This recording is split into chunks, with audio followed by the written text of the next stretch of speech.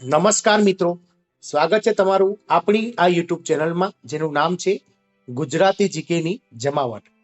મિત્રો, આજના વિડીયોમાં આપણે વાત કરીશું લાખો આંગણવાડી બહેનો માટે સુપ્રીમ કોર્ટ દ્વારા જે ગ્રેજ્યુટીને લઈને સારા સમાચાર આપવામાં આવ્યા છે. તો ગ્રેજ્યુટી જે છે તે કઈ રીતે ગણાય છે મિત્રો, કોને કોને તેનો લાભ મળે છે, સાથે જ મિત્રો ગ્રેજ્યુટી વધવાથી શું પગાર વધશે કે નહીં વધે, અને ગ્રેજ્યુટી એક્ટ 1972 શું છે, તેમજ ગ્રેજ્યુટી કઈ રીતે ગણવામાં આવે છે અને કોણ હોય છે ગ્રેજ્યુટી મેળવવા માટે હકદાર. આ તમામ માહિતી આજના વિડીયોમાં આપણે આપના સુધી પહોંચાડીશું. તો આ વિડીયોના અંત સુધી બન્યા રહેશો, અને જો તમે અમારી ચેનલમાં નવા હોય તો અમારી ચેનલને સબસ્ક્રાઇબ કરી લેજો. સાથે જ મિત્રો બેલ આઇકોનને ઓન કરીને ઓલ નોટિફિકેશન ઓન કરજો, જેથી કરીને અમારી ચેનલ પર મૂકવામાં આવતા આવા વિવિધ ભરતીઓને લગતા નોટિફિકેશન, સાથે જ વિવિધ સરકારી પરિપત્રો અને ગુજરાત સરકારની વર્ગ 3-4ની જે વિવિધ સ્પર્ધાત્મક પરીક્ષાઓ લેવામાં આવે છે તેના રિલેટેડ જે જનરલ નોલેજના લગતા વિડીયો છે તે તમને અમારી ચેનલ પરથી સરળતાથી મળી જાય. તો મિત્રો, આપ સૌ જાણો છો તેમ ગતરોજ જે લાખો આંગણવાડી બહેનો માટે જે છે તે સુપ્રીમ કોર્ટ દ્વારા ખૂબ જ અગત્યનો ચુકાદો આપવામાં આવ્યો હતો. ખૂબ જ લાંબા સમયથી જે ગ્રેજ્યુટીની માંગ હતી, જે છે ઓલ ઇન્ડિયા આંગણવાડી બહેનોની જે કર્મચારીઓનું જે સંગઠન છે તેના દ્વારા, તો સુપ્રીમ કોર્ટે તેના માટે સુખદ ચુકાદો આપ્યો છે અને તેમણે સુપ્રીમ કોર્ટે સરકારને ટકોર કરી છે કે હવેથી આંગણવાડી બહેનોને પણ ગ્રેજ્યુટીનો લાભ આપવો જોઈએ અને સાથે જ આંગણવાડી બહેનોને પણ સરકારી કર્મચારી ગણવા તેવું સુપ્રીમ કોર્ટે સરકારને ટકોર કરીને કહ્યું છે.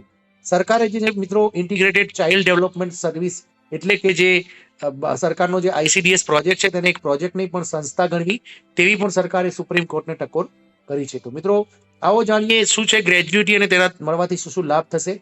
તમામ માહિતી આજના વિડીયોમાં આપણે મેળવીએ. સૌથી પહેલા જાણીએ મિત્રો ગ્રેજ્યુટી એક્ટ 1972 શું છે. તો મિત્રો, આ એક એક્ટ છે જે સમગ્ર ભારત દેશને લાગુ પડે છે અને તે સરકારી તેમજ પ્રાઇવેટ ક્ષેત્રમાં પણ લાગુ પડે છે. અને ગ્રેજ્યુટી એક્ટ એ ભારત સરકાર દ્વારા જે છે તે બહાર પાડવામાં આવેલો છે ને જે 1972માં ઘડાયો હતો ને 31 ડિસેમ્બર 1979 ના રોજ સમગ્ર દેશમાં મિત્રો લાગુ પડ્યો હતો. તે સમયે જમ્મુ કાશ્મીર એક એવું રાજ્ય હતું કે જે આનાથી બાકાત હતું, પરંતુ 370ની કલમ નાબૂદ થવાથી હવે જે છે તે ગ્રેજ્યુટી એક્ટ 1972 જમ્મુ કાશ્મીર રાજ્યને પણ લાગુ પડી ગયો છે. એટલે કે સમગ્ર દેશને આ જે છે તે એક્ટ લાગુ પડે છે મિત્રો.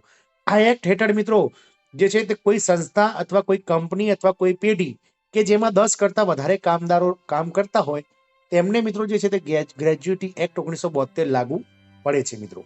જો કોઈ સંસ્થા, કંપની કે પેઢીમાં કામદાર સળંગ 5 વર્ષ કે તેનાથી વધારે નોકરી કરે છે તો તે ગ્રેજ્યુટી મેળવવા માટે હકદાર બને છે મિત્રો.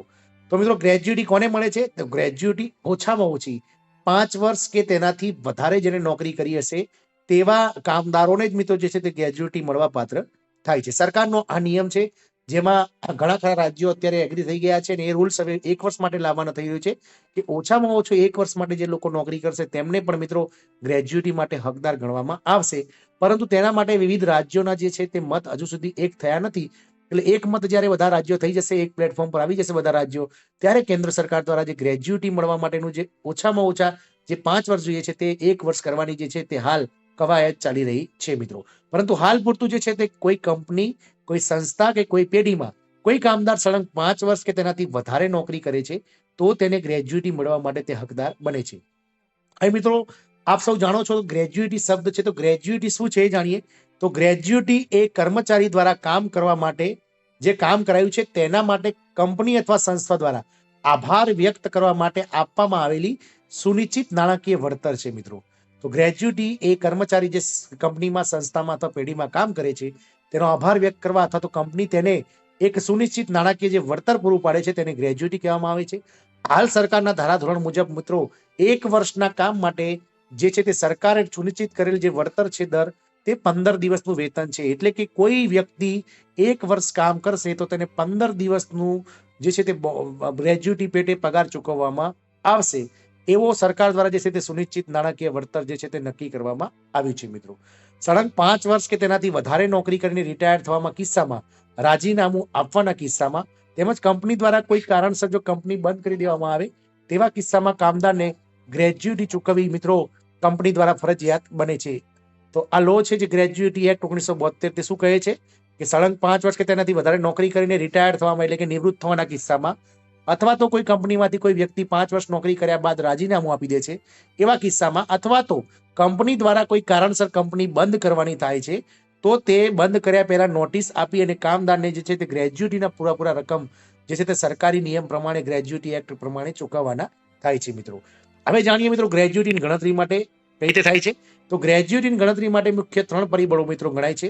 એક તો કર્મચારીનું છેલ્લું વેતન, એટલે કે જ્યારે કર્મચારી નિવૃત્ત થતો હોય અથવા રાજીનામું આપતો હોય અથવા તો કંપની કોઈ કારણસર કંપની બંધ કરતી હોય અને જ્યારે કર્મચારીનું જે વેતન હોય તે છેલ્લા મહિનાનું વેતન તેણે કંપનીમાં, પેઢીમાં કે સંસ્થામાં કે સરકારમાં જે પણ વિભાગમાં તે કામ કરતો હોય ત્યાં જે સેવાનો સમયગાળો એટલે જેટલા વર્ષ કામ કર્યું હોય તે સમયગાળો અને સરકાર દ્વારા નિર્દિષ્ટ ગ્રેજ્યુટી દર એટલે કે વર્ષના 15 દિવસ લેખે જે ગ્રેજ્યુટી દર છે તેની ગણતરી મિત્રો ગ્રેજ્યુટીની આ મુખ્ય 3 પરિબળો દ્વારા થાય છે.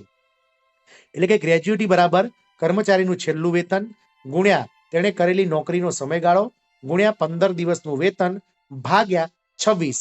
અહીંયા 26 એ એક મહિનામાં કાર્યરત દિવસોની સંખ્યા છે મિત્રો. એટલે કે જે કર્મચારી છે તેના દ્વારા મહિનાની અંદર 4 વીકલી ઓફ અને 26 દિવસ તે રજા નોકરી પર આવે છે. એટલે 26 દિવસ એ એક મહિનામાં કાર્યરત દિવસોની સંખ્યા છે. એટલે ગ્રેજ્યુએટનું જે મિત્રો સૂત્ર છે તે આ છે: કર્મચારીનું છેલ્લું વેતન ગુણ્યા તેણે કરેલ નોકરીનો સમયગાળો ગુણ્યા સરકાર દ્વારા જે મિત્રો નક્કી કરવામાં આવ્યું છે નિર્દિષ્ટ ગ્રેજ્યુટી દર એટલે કે 15 દિવસ ભાગ્યા જે 26 છે. આ કરવાથી તમારું જે છે તે ગ્રેજ્યુટી નીકળી જશે. હવે ઉદાહરણ તરીકે જોઈએ તો જો કોઈ આંગણવાડી કાર્યકર અથવા તેડાગર બહેનનો છેલ્લો પગાર 10,000 રૂપિયા છે અને તેમણે 20 વર્ષ સુધી ફરજ બજાવી છે તો નિવૃત્તિ સમયે તે બહેનને મળવાપાત્ર ગ્રેજ્યુટી નીચે મુજબ ગણાય. એટલે કે ગ્રેજ્યુટીના જે છેલ્લો પગાર છે તે 10,000 રૂપિયા છે. 10,000 ગુણ્યા ફરજ જે કેટલા વર્ષ સમયગાળો છે નોકરીનો 20 વર્ષ ગુણ્યા સરકાર દ્વારા સુનિશ્ચિત જે દર છે તે 15 દિવસ ભાગ્યા 26 કરવાથી 1,15,384 રૂપિયા જે છે તે હાલ કોઈ કર્મચારી કાર્યકર રિટાયર થાય તો તેને ગ્રેજ્યુટી મળવા પાત્ર થાય છે જો તેમણે 20 વર્ષની ફરજ બજાવી હોય તો મિત્રો. હવે સરકાર દ્વારા ચુકાદામાં એવું પણ કહેવાયું છે કે જે તે સમયે નિવૃત્ત થયેલ કર્મચારીઓને વ્યાજ સહિત ગ્રેજ્યુટી ચૂકવવી, પણ ધ્યાન રહે કે વ્યાજની રકમ મળવાપાત્ર ગ્રેજ્યુટી કરતા વધવી ના જોઈએ. આવા કિસ્સામાં સરકાર દ્વારા 10% વાર્ષિક વ્યાજ ચૂકવવાનું પણ નક્કી કરાયું છે મિત્રો. એટલે કે હવે જે નિવૃત્ત થયેલ આંગણવાડી બહેનો છે જેમણે આ હાઈકોર્ટમાં પિટિશન દાખલ કરી હતી સુપ્રીમ કોર્ટમાં, તે તમામ બહેનો જેમણે પિટિશનમાં આવરી લેવામાં આવે છે તે તમામ બહેનોને મિત્રો જે છે તે વ્યાજ સહિત જે છે તે ગ્રેજ્યુટી ટૂંક સમયમાં સરકાર દ્વારા ચૂકવવામાં આવશે મિત્રો. એટલે કે હવેથી આંગણવાડીમાંથી નિવૃત્ત થનાર તમામ બહેનોને સરકાર નિવૃત્તિ સમયે એક ચોક્કસ રકમ ગ્રેજ્યુટીના રૂપમાં આપશે મિત્રો. તો મિત્રો ઘણા ખરા મિત્રોનો જે છે તે પ્રશ્ન હતો કે ગ્રેજ્યુટી શું છે, તેનાથી પગારમાં કોઈ ફરક પડશે કે નહીં. તો મિત્રો જે આંગણવાડી બહેનો માટે જે ગ્રેજ્યુટીનો જે ચુકાદો સરકાર દ્વારા આપવામાં આવ્યો છે તેનાથી મિત્રો પગાર ધોરણમાં કોઈ વધારો કે ઘટાડો થશે નહીં, પરંતુ હા ચોક્કસથી આપ જો રાજીનામું મૂકી દેશો અથવા તો આપ નિવૃત્ત થશો તે સમયે જે છે તે ગ્રેજ્યુટીના રૂપમાં જે સરકાર તમને તમારું જે ફરજ નિભાવી છે તેના બદલામાં ચોક્કસ એક સુનિશ્ચિત નાણાકીય વળતર પૂરું પાડશે.